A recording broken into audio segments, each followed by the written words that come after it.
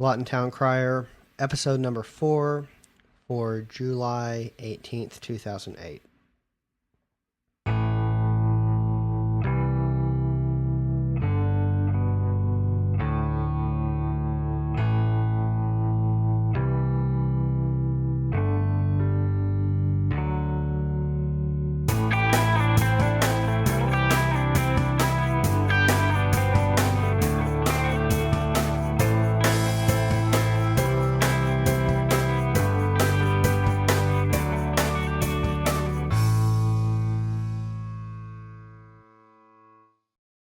Hello, everyone. This is Garrett Jackson with another edition of the Lawton Town Crier.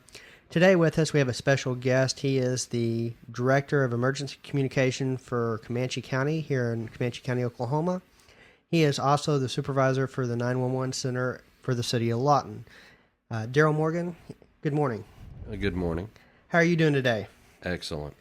Now, you have a couple of roles that you serve as the Director of Emergency Communications for the City of Lawton and the Director of Emergency Communications for Comanche County.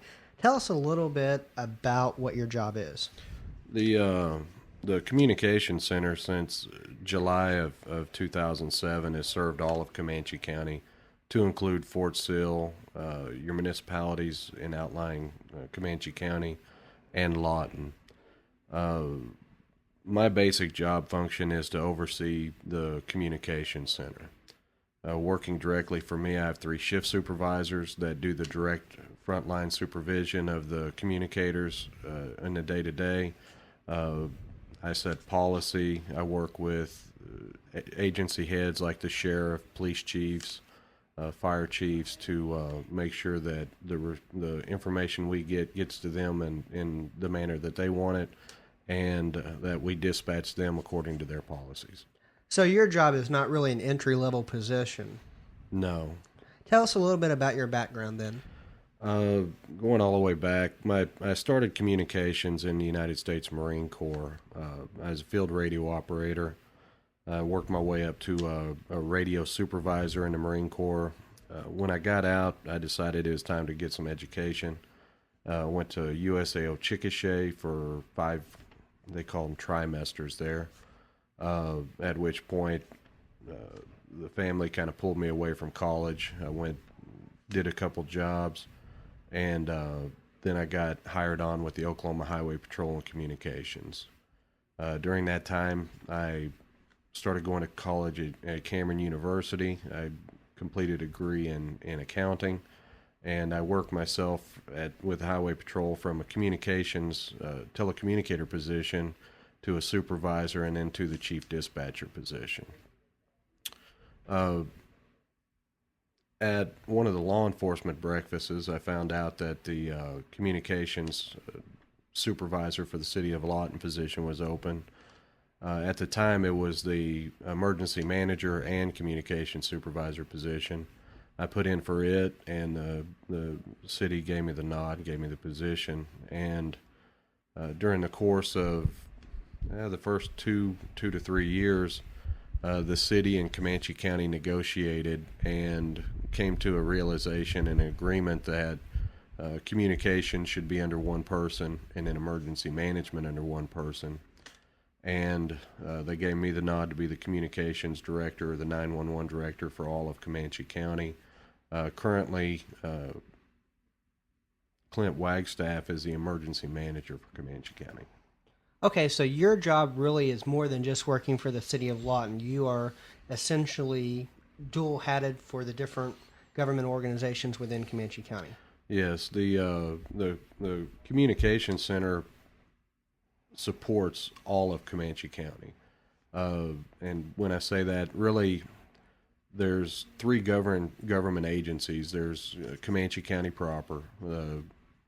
Comanche County, I usually work with the county commissioners as far as the county, and then I work with the chiefs, the fire chiefs and police chiefs for the agencies out in the county. You also have Fort Sill, which they're their own government entity. Their communicators are in my facility, and then also the City of Lawton. What about the Wildlife Refuge? Do you deal with them at all? Yes, we dispatch fire and police out there also. Okay. So when we talk about emergency communications, what all does that involve? Is that strictly police and fire, or is it a dog loose, or is it a ambulance? What is it that we're talking about when we're talking about emergency communication? When our primary hat, of course, is police, fire, and EMS. If you need an ambulance, if you need a police officer, if you need a fireman, we can access those for you. When a person calls in, the call taker is going to get the information they need so that they can send the appropriate response. In addition to that, we also serve some support roles. If like in Comanche County, there's no animal ordinances, like there's no animal control like there is in some of your municipalities. So if you've got an animal out there that is causing a traffic hazard or is acting very aggressive or chasing your cattle or something like that, if you need a deputy to come out there and assist with that, then by all means call us. We'll dispatch whatever we can to get out there to provide that assistance. Now, do you recommend that people call 911, or is there another number where they can call that would be more suitable? It depends. If it's an emergency, and that can be a moving target. But if it is emergency, by all means dial 911. That's what we got it for. If it's questionable, but you definitely need a police, fire, EMS, don't hesitate. Go ahead and call 911. It's probably going to be the same operator that's going to answer the 911 call that would that admin call also. If it's something, if you're calling to get maybe a telephone number for a police department or a telephone number for something, or if you just want to, if you need an officer for something minor, if you would, respect the number 911 and go ahead and call in admin. For the city of Lawton, the administrative number is 581-3272. For Comanche County, it's 355. For Comanche County, the administrative number is 355-9303. When talking about your dual roles as working for both the city and the county and the residents, who pays your salary? The city of Lawton and Comanche County came to an agreement where the city of Lawton picked up 80% of the communications budget and Comanche County picked up 20%. So is that just not only your salary but for your dispatchers as well? Yes. Now, who all is in the dispatch office as far as, do you have any members for the military serving Fort Sill as well here, or is it primarily just dispatchers? When Comanche County and the city of Lawton merged the communications center, there is no more county dispatchers, city dispatchers. They all work for the same organization. Now, Fort Sill is different in that they provide telecommunicators that come here and staff their position. They actually work for Fort Sill, but they're supervised by the communications supervisor. So if I dial 911, there's a chance I would be talking to a dispatcher at Fort Sill? Yes. Okay. And right now you're located in a city complex communications center right now. From what I understand, there are plans to move that to a different location? Yes. When the city and the county were negotiating their merger or consolidation, one of the issues that came up was location. Over at the county courthouse, there wasn't quite enough quite enough space for everything, and it was going to be an expensive process. And so it was decided in the short term that they would move their two positions to this center, and we would go out to locate the best position we could. When we got to that realization, when we got together, an alternative came out, and we're currently building a facility that is going to be pretty state of the art. It's going to be isolated. It's going to be underground. It's going to be hardened. It's not going to be in a public location, so we don't have to worry about someone coming into like the courthouse and affecting the communication center. So it's going to be isolated, and that's going to make it a lot more secure. Where is this location to be located at? Is it still going to be in the county? Yes, it is. It's going to be actually in the area of the Great Plains Technology Center. Okay, so you'll be able to work in conjunction with some of the training that goes on with the local fire and police departments. Yes, as a matter of fact, the Great Plains Technology Center has a law enforcement class, and in that they've got a dispatch portion. And one of the things that really appealed to them was trying to get their people that are going through training an opportunity to come into the center and see what we do so that they could decide for themselves if they wanted to be out on the street or maybe in a dispatch position. Very good. Now, you mentioned that this new facility is going to be state of the art. Recently, I talked with Finance Director Rick Endicott. He mentioned that there's currently plans underway to implement a GIS system throughout the city. Is that going to be part of the new dispatch center? Yes, it is. The matter of fact, right now we're working with the same company that is assisting the city of Lawton in their GIS direction. One of the challenges we've had with going enhanced cellular 911 was we needed to take the maps from Fort Sill, Lawton, and Comanche County, pull them together with the data underneath it, and put it in my communication center so that we could, when a person called in, it would actually pinpoint the location or the approximate location of where that call came from. So you're talking just specifically cell phones? Cell phones or landlines. If with this map, it's got block ranges. So if you were to call from, let's say, 105 Southwest 17th Street, it would actually populate the map and show where that call was coming from. Or if you gave an XY coordinate, whether that be from a satellite with a device and a handset, or if it's through triangulation of your towers, then it would actually point that also. Okay, would that help with, say, maybe officer safety as well, being able to triangulate their positions as well in case of an emergency? Yes. Also, one of the worst deals for us, a lot of times, we deal with emergencies. And sometimes the caller may have enough wherewithal to make a call, but they don't have enough wherewithal to help us in locating them. The latest example, we had a person is involved in an automobile accident, and he was able to call, but he couldn't remember where he was at or what, he could just describe a little bit around him. And it turned out that he was on Highway 7, and he'd ran off the south side of the road and was down in a deep ditch. And it took probably 30, 40 minutes to locate him. And with this, it would be significantly faster. We would be able to get an approximate location. We would know that he was in the area of Highway 7, and we'd be able to send people straight there instead of sending them out to different areas and then having him listen for sirens or something like that and go, okay, I hear them, and trying to spot them that way, which is what we had to do. And how would that work on Fort Sill as well? The same way? Exactly the same way. Now, with this type of improved infrastructure, I believe that Mr. Endicott mentioned that the GIS system was coming from CIP, Capital Improvement Project. Tell me, how is some of this going to be paid? Are you paying this with strictly taxpayer dollars? Are you going for grants at all? Or no, the state, we were able to appropriate $2.5 million from the state.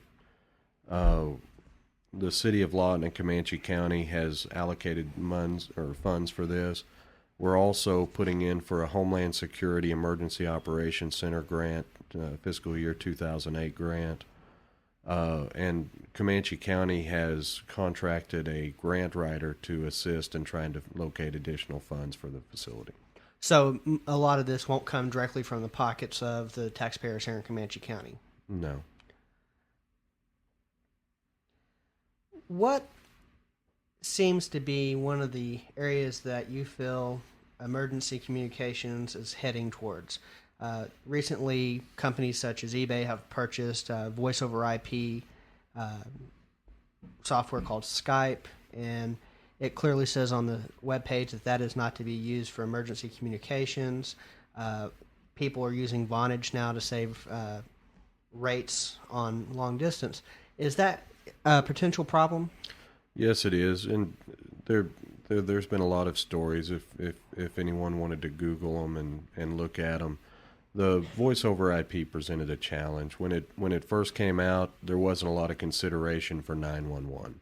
What they were looking for was to put out a product, and it's a good product, that would provide very inexpensive telephone service. And so if you were looking at paying $50 a month or $5 a month, a lot of people are going to go, well, I'll do $5 or $10. What the voice over IP companies didn't take into consideration is 911 as a perfect example. Originally, there would be people, they would call 911 and it wouldn't connect to the system because they never took the opportunity to make it connect to the system. When I say that, the companies themselves. And then when that started to happen, they started to look at ways to get it to connect, and then they offered that usually as a value-added package. And a lot of people didn't, I can get it for $10 or $15, and there's a package of things over here. I'll just go with the 10, and so there wasn't a real good education process on the voice over IP on what was available and what people needed to get.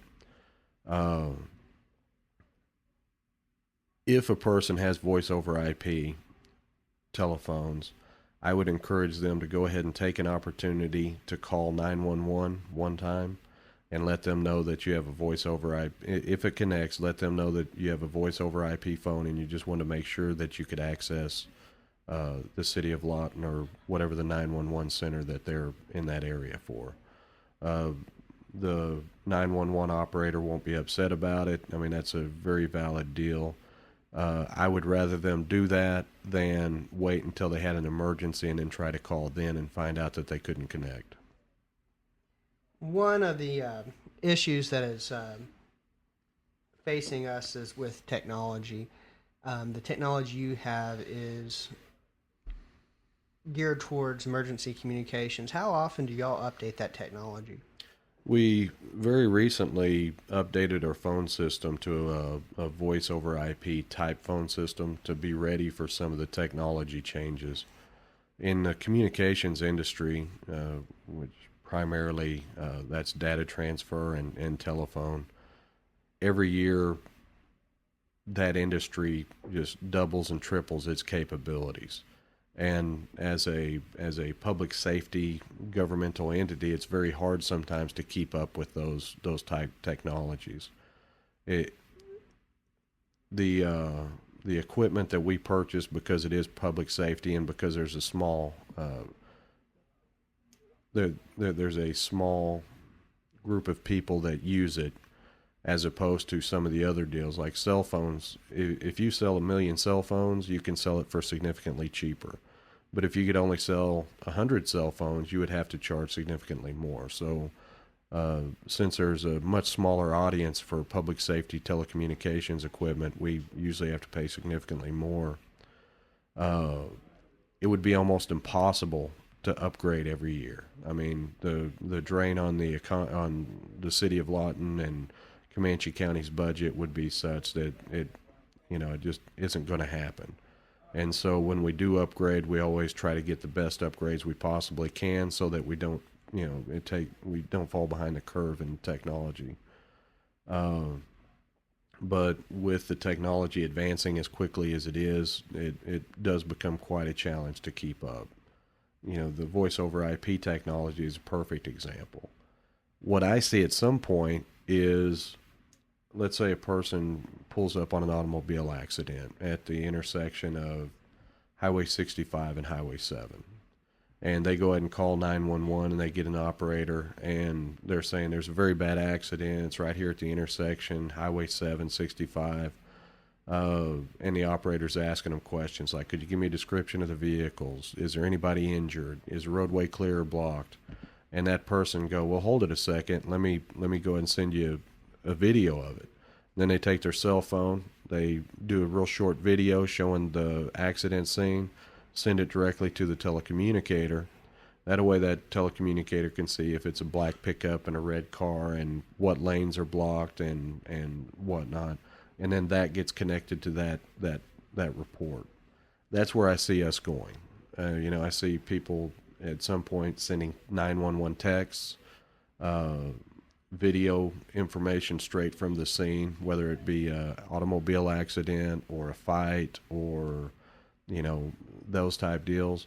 I see us heading in that direction, and we're going as quickly as we can. It's a very challenging point of time for 911. Used to be the technology would turn over about every 10 years. Now it seems like it turns over every 2 to 3 years. So, you mentioned sending emergency text recently with the massacre at Virginia Tech and then up north in Illinois. A lot of schools, colleges have gone to sending out mass text messages for emergency alerts. Is there plans to do that here in Lawton? Yes, this year we're going to do a request for proposal from various companies. Most of the companies that we've talked to so far have multiple ways of contacting the community. On a lot of them, they will call up to 5 telephone numbers, send out emails, send out text. You're able to isolate who you want to send it to by geography, by people signing up for capabilities. One of the companies, and it's a pretty interesting deal, as a natural weather or the National Weather Service sends out a weather warning update for a specific area. Their software will take that, and anyone that is signed up for that will receive a call directly to whatever or an email to whatever they want to have it put in, whatever they volunteer, and it will keep them updated on what the National Weather Service is putting out. So, like if you were to sign up for it, if Comanche County goes into a tornado warning, you would get a telephone call or an email or a text message saying Comanche County's under tornado warning. If a tornado was spotted, it would do that, or all the way down to if Comanche County weather conditions were such that they were going into a tornado watch, it would do that, which is a very good thing. The only downside of it is obviously we're going to ask for the citizens to sign up for it themselves, because in Oklahoma, weather happens when it's going to happen. So if we get one night 15 different weather changes from 3 o'clock in the morning until 5 in the morning, we want the people to understand that they're signing up for it, and weather's going to happen when it happens. It's excellent technology. It's an excellent thing, but with some of those technology things, it intrudes on our daily lives. What are some things that y'all have done to prepare for homeland security? Oklahoma has been witness to one of the worst terrorist attacks in U.S. history, speaking specifically the Oklahoma City bombing. And Oklahoma City's emergency preparedness was, at that time, very good and received a lot of praise. What are some of the things y'all have done to prepare for that here in Lawton? I know in the last 4 years, since I've been with the city, we have exercised, I believe, 6 different scenarios, possibly 7. We've exercised a terrorist event where terrorists introduced a plague into our community, and we had to mass immunize people. That was evaluated at a federal level, and at the end of that, Oklahoma was rated, I believe they called it Amber Plus, which opened up Oklahoma for additional grant opportunities from the health industry. We've exercised airplane crashes. We've blown up dams and messed with the water supply. We've exercised all these different areas, and the reason we did that is planning for the future and working together and being ready and organized for when a situation does happen. If you focus on one area, you get really good at it, but if you focus on responding together and being prepared for a broad range of problems, whether it be man-made or whether it be natural. May 3rd tornadoes was an excellent example of a natural disaster that stretched across several communities and really challenged the public safety's ability to respond and provide service. you have to be ready for all of those. And so I know the public safety officials in this area and the responders are committed to a very high level of service.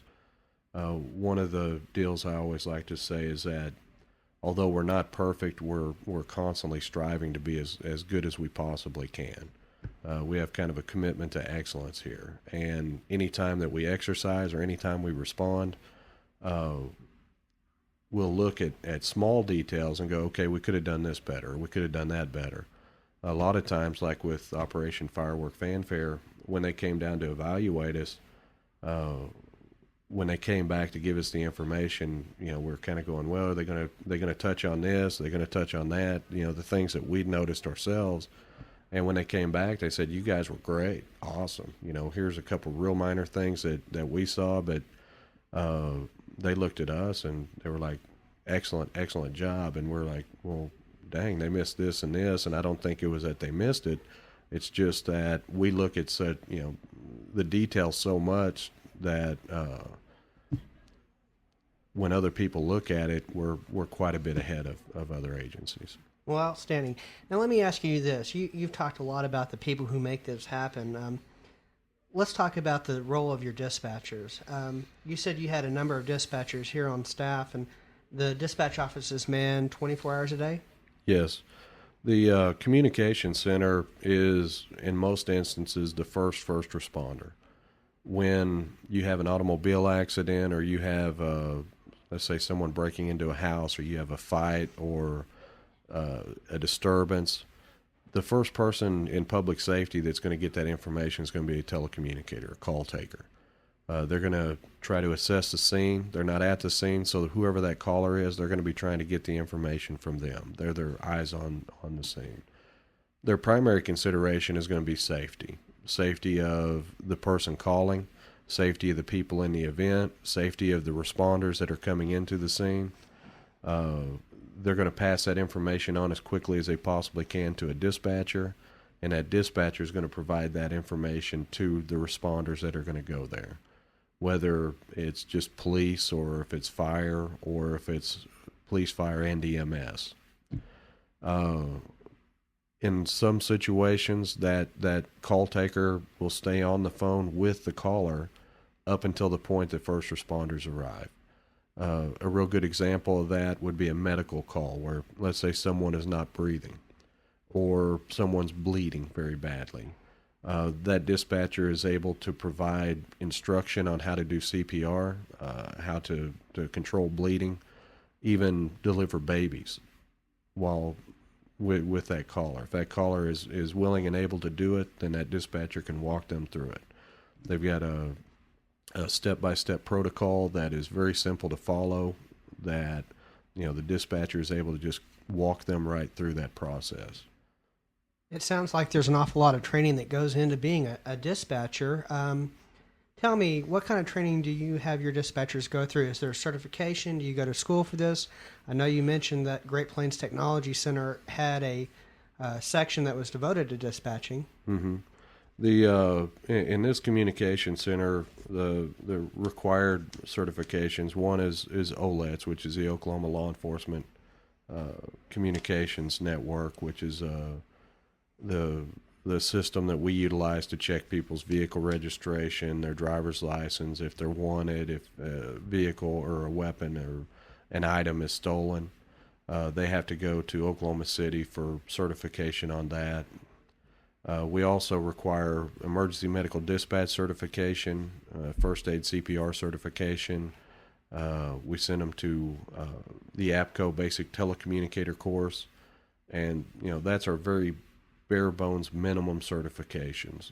As a dispatcher gets time on and there's training opportunities that come up, we try to send them to like advanced fire training, hostage negotiation, type dispatcher type training. We're constantly training in the center. When an employee is hired, we look at the first 6 months as a training opportunity.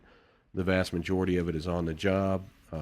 They'll sit with an experienced dispatcher that a lot of those are actually called CTOs, Communications Training Officers, because they're certified through APCO to be a trainer. They will sit with that person, and that person will, at the very beginning, the trainer will do the work while they're discussing it with the dispatcher. Over a period of time, it'll move to where that trainee is actually doing the work, and that trainer is observing and providing a safety net type function.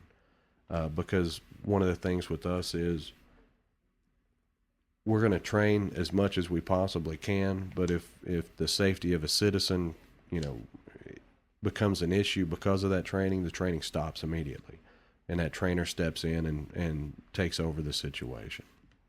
So, does somebody, if they wanted to be a dispatcher, is this a good place to start, I guess?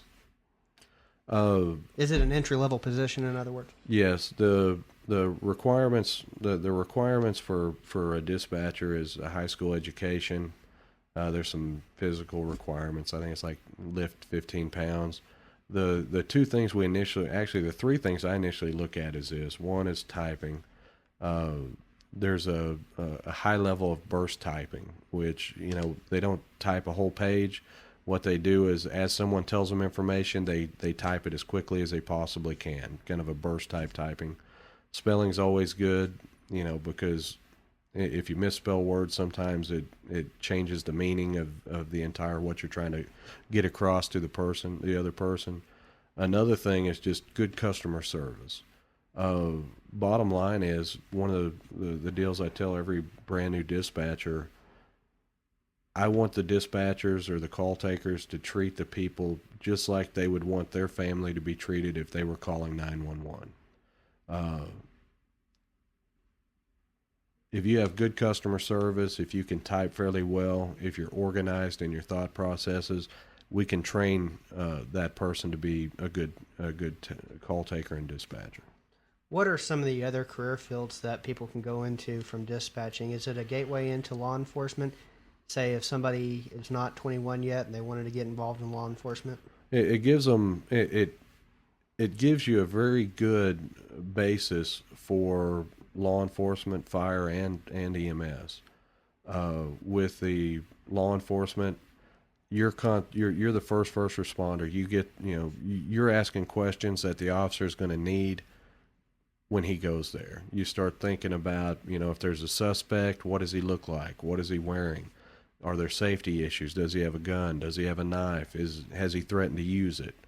If they left, what was the last direction of travel? If he left in a vehicle, what's the description of the vehicle? If he did leave and he left in a vehicle, did he say he was going someplace? You start, you get those organized thoughts, just like if you're in law enforcement. On fire, if you have a structure fire, is there anything in there that may blow up? Is there any hazardous materials? Is anybody in the house that can't get out? And if they are, what part of the house are they in? If it's an EMS type situation, what is the chief complaint? If my chest hurts, is it because I'm having a heart attack? Am I having heartburn? Did I fall out of a tree and hurt my chest? Did someone stab me? Did I get shot?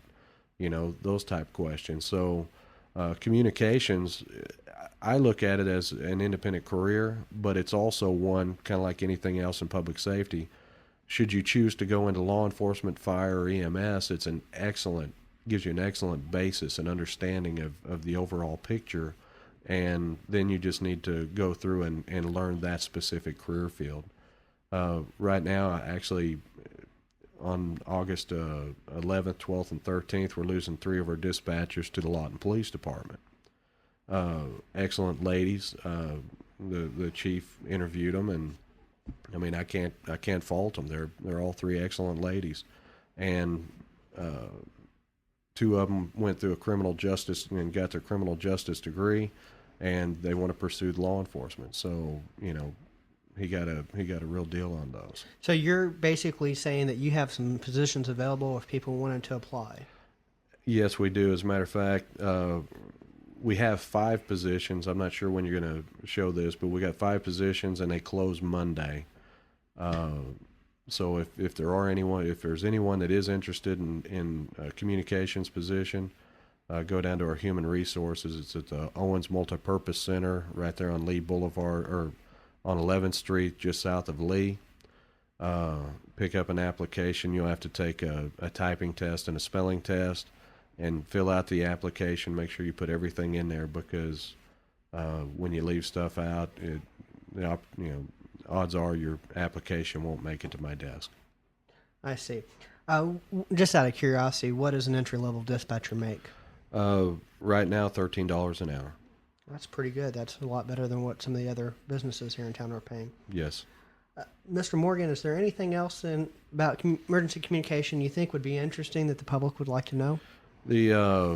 I actually had a dispatcher that the other day was discussing that we haven't done enough education with the public, and one of the things that I would like for people to remember when they are caught in an emergency is the most important, most critical piece of information. If there's just one thing that we could get that would help the situation more than anything else, location.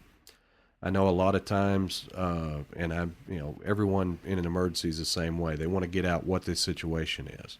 And so if I came across someone that was passed out on the side of the street and I didn't know if they were breathing, and I pick up the phone, the first thing I want to get out is, oh my God, I was walking down the street and here's a person that I don't think he's breathing, get an ambulance here really quickly, which leads the dispatcher to go, okay, where do we need to send the ambulance?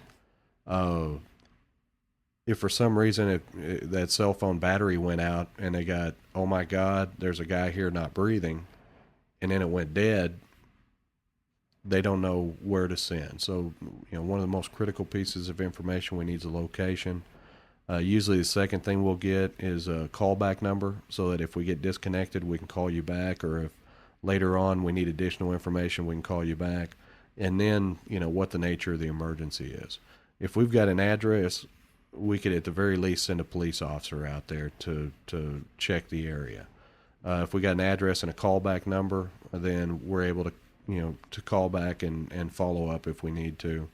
The nature is critical, and really, just try to be as organized as you possibly can when you give it. And we understand that it's an emergency, and when people get caught in an emergency, they react different ways. Let's talk about that for a second, dealing with emergencies. Having been around some medical emergencies, it seems like time absolutely stops and stands still. So when you call 911, it may seem like it takes hours for any help to arrive, and people go into that panic. What is the average response time to a 911 call? With in the city of Lawton, it's really, really quickly, depending on the locate or the distance from one of the fire stations. It can be anything as short as a couple minutes, or as long as about 7 or 8 minutes, depending on the location and how quickly we get the information and how quickly we're able to get it to them. Now, when you get into the more rural areas, like let's say we were talking in southwest Comanche County out by Indiahoma, there may be a pretty significant delay of getting an ambulance out there. We may be able to get first responders from Indiahoma out there fairly quickly, but that ambulance, it may take anywhere from 10, 15, even 20 minutes. If the cash ambulance is down or out of pocket for some reason, the next closest ambulance is going to be Lawton. And so just getting an ambulance from Lawton all the way out to west of Indiahoma is going to take a significant amount of time. What about police calls within the city of Lawton? Typically, I know some emergencies are more than others. How are those dispatched? We have a priority system that ranges from 0 to 3, and kind of a broad overview of it is this: if we have a situation that right now is dangerous. I mean, it's not possibly dangerous, it is dangerous. Whether that's a person shooting a gun or two people fighting or someone not breathing, that's a priority 0. And priority 0s get dispatched faster than anything else, just because it's happening right now. It's a real life emergency. Priority 1 is a situation where it's not as bad as zero, but it's still a bad deal. Like if a person has a gun out and they're threatening to use it, but they're not shooting, they're just, or like if two people are talking about fighting and they're cussing each other out, that's going to be a priority one. It's something that we want to get them out there as soon as we possibly can. But if I have one person over here shooting and then a little bit over here, another person threatening to shoot, if I've only got 2 police officers, they're going to go over here to deal with the one where the guy's shooting first. And then those 2, as soon as I get 2 more available, we're going to send them to the one where the person's threatening to shoot. Priority 2, or level 2 priority, is one where the situation has either already happened or it's not a life danger emergency. Examples could be if you have a no injury automobile accident, or if you have a situation where someone made threats and then they left, and so the situation it's not going on right now, but it's something that we need to get an officer out there as soon as we can. We don't have a person threatening to shoot, and we don't have a person shooting. We just had someone that 15 minutes ago said that he was going to beat somebody up or something, and then he left. That person could come back at any time. And if that person does come back, then it's going to be upgraded to a priority 1. And if that person starts to do whatever it is they threaten to do, then it's going to go to a 0. A lot of times, it's not going to take a real significant amount of time to dispatch either a priority 0 or priority 1 or a priority 2. But there are times where, officers are just, swamped. If you have 10 officers out and you have 5 high priority calls that require at least 2 officers, you've got every, police officer in Lawton busy taking calls. And so if you get a 6th one comes in, even if it's a really, really high priority, we still got to get 2 officers available to go handle that call. Let me ask one other question about sending out officers. You're responsible for sending out not only the Lawton Police Department, but also the Sheriff's Department, correct? Yes. What about dispatching tribal police to the different areas that they're responsible for? When we have a situation involving tribal land, then yes, what we do is we contact tribal police, let them know that there is that situation, and try to get them out there. A lot of times stuff will come into us, and sometimes it's identified as tribal land, sometimes it's not. Sometimes it's the person that makes the call that identifies it as tribal land. Sometimes it's a deputy or a police officer that gets out there and goes, "Whoa, this is tribal land. Could you go and get BIA to come by and assist us?" Well, Mr. Morgan, we appreciate you spending some time with us this morning, and would like to invite you back on a future podcast to discuss some of the updates and changes that y'all are going through. Would you be interested in coming back to it? I sure would. Outstanding. Well, thank you, Mr. Morgan, for today's show, and we will definitely get this on the air a little bit sooner than we anticipated, so you can get a little bit of advertising out of those positions. Outstanding. Thank you, sir. Thank you.